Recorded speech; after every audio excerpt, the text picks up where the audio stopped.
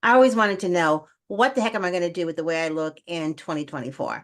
Well, let's talk about it. Hi, I'm Lynnis Woods-Mullins, and I love to help women to vibe, to be more vibrant, intuitive, beautiful, and empowered in midlife. So come on, let's vibe.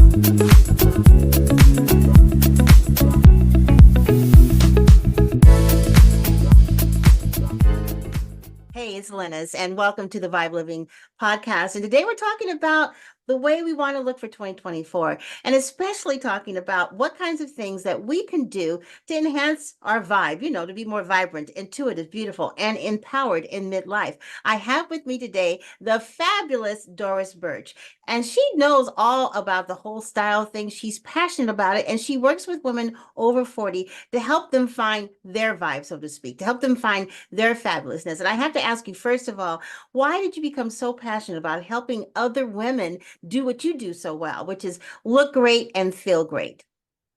Well, there is a psychology around well, what you wear, and what you wear really does determine how you feel. It has a huge factor in your whole well-being. And so that's the biggest reason because I know there's so much power in the clothes that you wear and how you see yourself. And which is why I'm always like, it's the inner work, it's the inner job of yourself to figure out who it is you want to be. And when you figure that out, it takes some real sitting down, deciding who it is you want to be. And then that version of who it is you want to be, getting very crystal clear. How does she dress? How does she dress? And when you can line up the two to be very in, to be very in sync, then there's no reason that you can't look amazing no matter what you're wearing, no matter if it's casual or if it's business or if it's dressy. Everything you wear will be so in alignment to the woman you are being. So that's why I'm so passionate about it. Now, you mentioned something about being unapologetically visible. That's interesting because lately I've been hearing a lot about women who feel that after 50, they just feel invisible. They feel like no one looks at them, no one cares whether they're there or not. So, what do you do to help women to get to that point where they're no longer feeling that way and they are feeling unapologetically visible? Well, my style blog is Find Your Fab Factor. So one of the things about finding your Fab Factor um, is supporting you with not feeling invisible. Now, we live in in a culture that will make women as they age feel like they don't matter and that they are invisible. But there we go back to the place of who is it that you want to be? Because when you have decided once again who you want to be, that will supersede any of messaging that is being broadcast along the lines of aging, that you aren't, there's no reason to pay attention to women 50 and older, doesn't matter what they wear or, how they look or no one sees them. The first and foremost thing, our biggest message here is don't be invisible, be fabulous. And don't be invisible is about you first and foremost, not being invisible to yourself. So women have to get really clear about, are they being invisible to their own self? And once you decide, oh, I'm hiding me, I'm hiding the truth of who I want to be, this version of me, I'm not letting her come out. Then of course you may think everybody else is not seeing you because you're not seeing yourself as well. So once you can really step into the be fabulous part of that, which is about owning your power. Own your power. Decide who it is you want to be. I mean, it doesn't matter if you're 50, 60, 70, 80, 90, 100. Decide who it is you want to be and get clear on that. And you dress for her. You dress for her. And then the whole world will then start to see you because you'll be visible to yourself. So where does one start? Where do you begin to start to kind of reconnect with yourself, or maybe in some cases, connect with yourself for the first time to discover how you want to look and who you want to be, the kind of message or feeling you want to convey when people see you dressed in your clothes? Well, you, I say take out a piece of paper and start writing, down some things about yourself. What do you like? Um, and you can't say I don't like anything. There has to be something you like. And once you can define what you like about yourself, what do you like about yourself?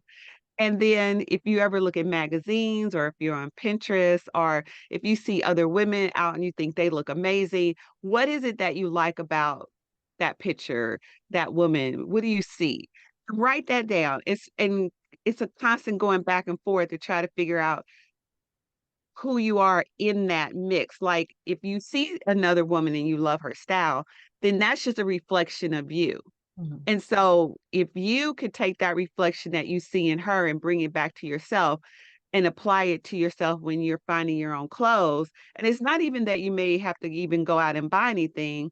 There may be things you currently own, you just need to rework it.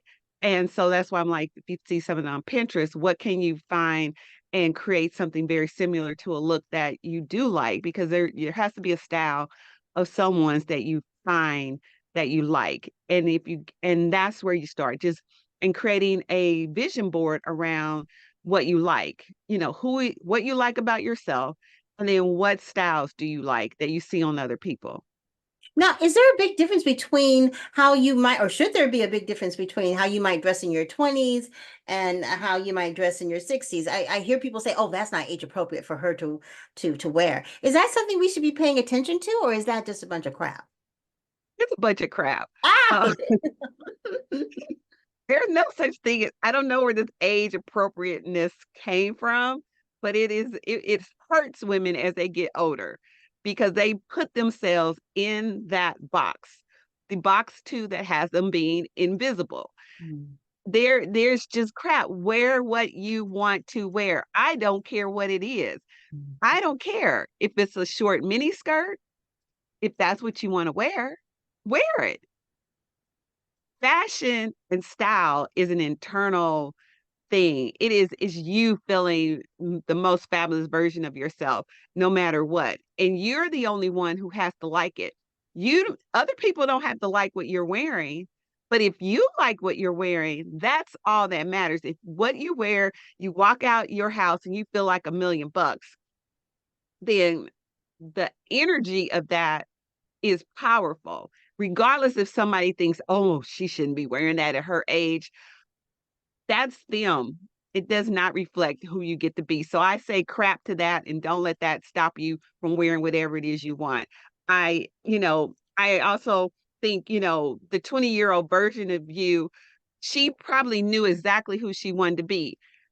The 50 plus version of you probably has forgotten the 20-year version self who she used to be because there's some holy grail around being younger, but mhm. there's a bigger holy grail around being older because we come with way more wisdom as we get older.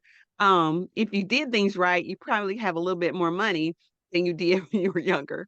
Oops. And so That was, that's power. That yes, is it power is. right there. It is. It's very powerful. And I was looking at your website while you were talking, and all of a sudden this video came on. That's what that sound was. But I was looking at it because you were talking about the Fab Factor, and whatever that what does that mean? What's a Fab Factor? And how does that factor into finding your look?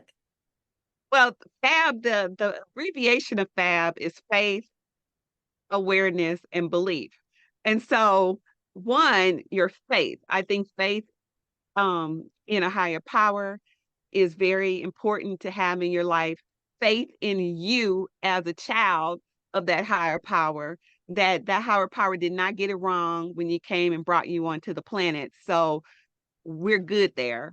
The awareness of your inherent creative power, which you have because you are a child of the Most High. So it's all very spiritual to me. Mhm. And believing in yourself, believing in um, spiritual forces that all are there to support you in you really rocking out this life that we get to live. So when you are operating fully from that faith, awareness, belief of the truth of who you are, then that is an essence that you can carry around with you, and that has you having the Fab Factor. There was something you said about how, it really doesn't matter. There's no such thing as something that's inappropriate for the age. But I will say this, sometimes women will wear things, and I can tell that while it's a nice outfit and everything else, they're not feeling comfortable. They're looking awkward. And I don't know why, maybe because they're feeling like this isn't appropriate for me or whatever it is. So how important is that to feel comfortable in the skin, so to speak, that you're in? Oh, 100%. You it goes back to who it is you want to be. When you're being her and being very confident about this version of yourself, this is what she wears, and when you put it on, you feel I'm like $1,000,000. It's that feeling like you look good in that outfit. Only times when women are fidgety or uncomfortable in something they are wearing is that they don't think they should be wearing it. There's some there's something energetically around it, but you wanted to wear it anyway, but then it's not serving you any good because the rest of us can see that it's off. Like there's something off about you in that outfit. So you need to have 100% confidence in whatever you're wearing. And I think sometimes we just need to be honest with ourselves, even though it might be in style, even though our bestie just got through buying it or whatever. If you're not feeling comfortable in it, it's going to come across. That energy is going to come out. I am at the point in my life where I like to wear what I think looks good on me and not necessarily what's in style. In fact, I want to ask you about that. It seems like everything's in style right now. Are there any no-nos that are out there right now? I don't think so. I think anything's in style. So I'm that person, like I don't believe in that rule where it says if you haven't worn something in a year, you need to get rid of it. I have stuff forever. I mean, I keep things. I have the things in my closet that I love. And so no matter what era they were, like all of a sudden now denim to me is like hot. Denim maxi skirts. Like people think denim maxi skirts are like a new thing. Right. We were wearing that in what, the 70s, 80s? I'm like, denim has been around forever and maxi skirts just keep coming around. And I was like, the ones I have were from 2008. They are working and jiving just right now, and I'm like, "Thank God I didn't get rid of those," you know, I because like know, I know. And then you have those things of your standards that just never seem to go out of style. My kids used to make so much fun of me because of my velvet. I love velvet, especially during the holidays and stuff. Well, as I was going shopping, I had to go and FaceTime my kids. They're all in their 30s. And I said, I want to show you what they're selling today. And I, turned around, I said, bam, and there it was, velvet.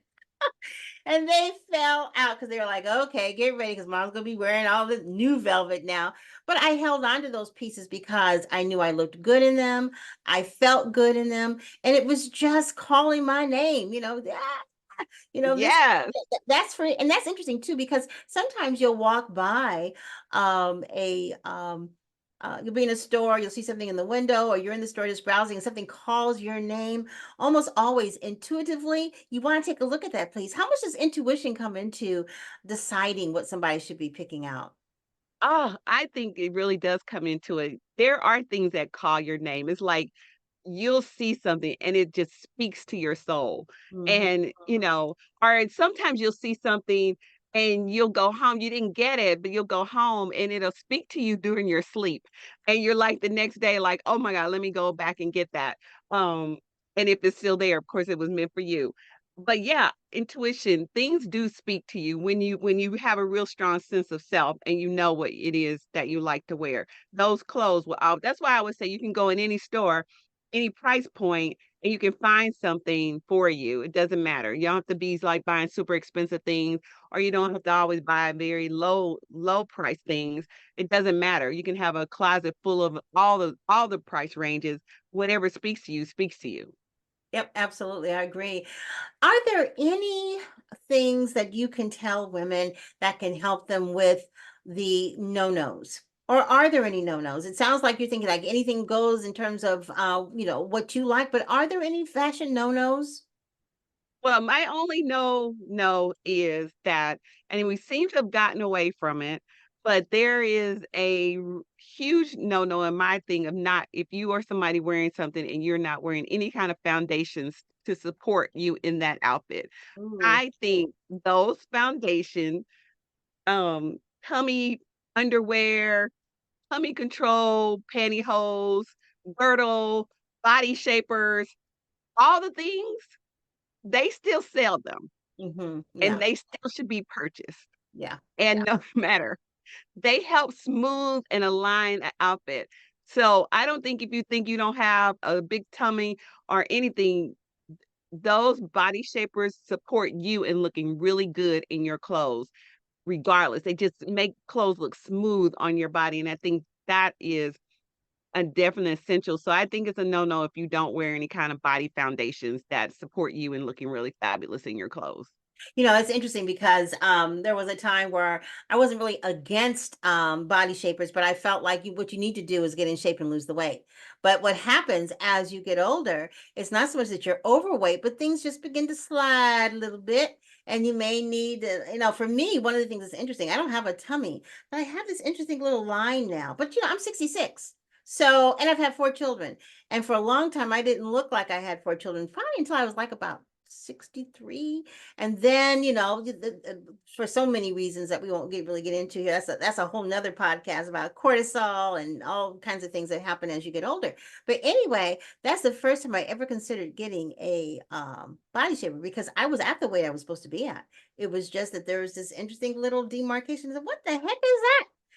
So I went shopping for one, bought a few of them because none of them felt really comfortable until I found something that was. And then I felt like I could wear some of the things I thought, well, no, I'm not going to wear that anymore because of that little line. I'm not going to do that. But yeah, you're right.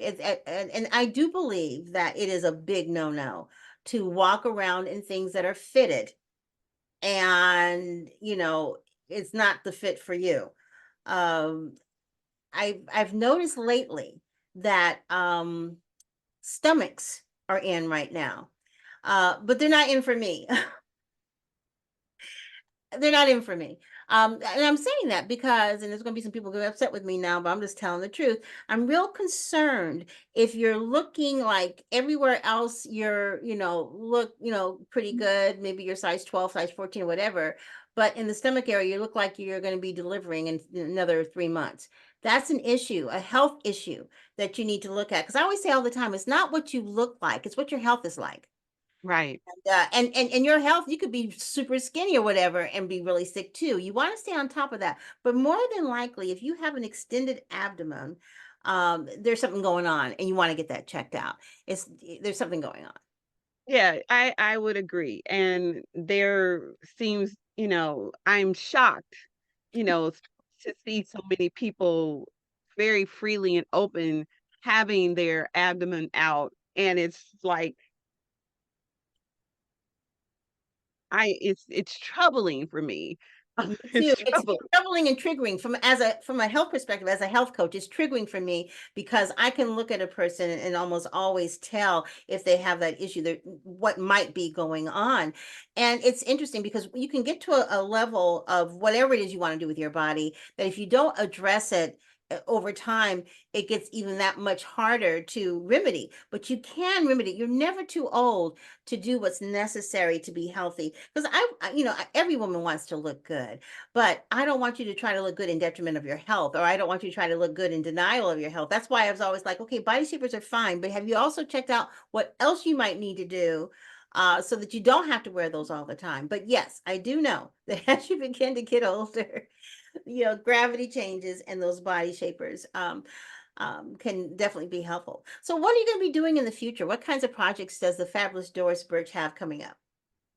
Well, my biggest thing is just continuing to step into this fashion content creator role and expanding our YouTube channel and just showing up in that platform and really wanting to have a huge voice for women as we are older because retailers and brands seem to not really understand the power that women over 50 have and that they need to start paying attention to us and not looking at the younger people, Right. like Yeah. we don't have a voice. So I want to be a voice in that area because I just think that we still are very relevant and we have something to offer and we have exquisite taste and style and and we buy clothes, period. And we absolutely. We represent $19 trillion in consumer purchasing power.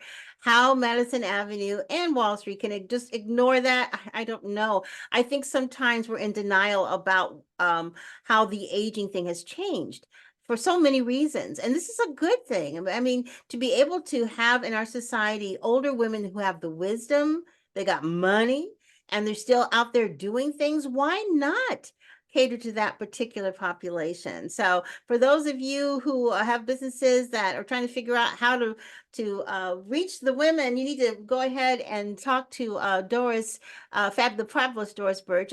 Now I know you're on Instagram, I know you are on YouTube, and all your social media is the fabulous Dorris Burch, right? Yes, yes. Fantastic, fantastic. And all of her links are there on the show page. And thank you so much. It's been fabulous having you on the V.I.B.E Living Program. And again, for those of you who want to find out more about how you can reach the fabulous Dorris Burch and take a look at her website and get in touch with her for her consultative services, all you got to do is click on the links on the show page. Thanks so much for being with us. And thanks to all of you. I know there's 50 million podcasts out there you could be listening to, but I'm glad you're listening to mine because the podcast now is in the upper 10% of Apple Podcasts. Let's pick it to 5%. And please go ahead and like, subscribe, and share and comment. I want to know your comments about this podcast. Thanks so much, everybody, for joining us. Have a fantastic day. And don't forget to vibe. Bye-bye, everybody.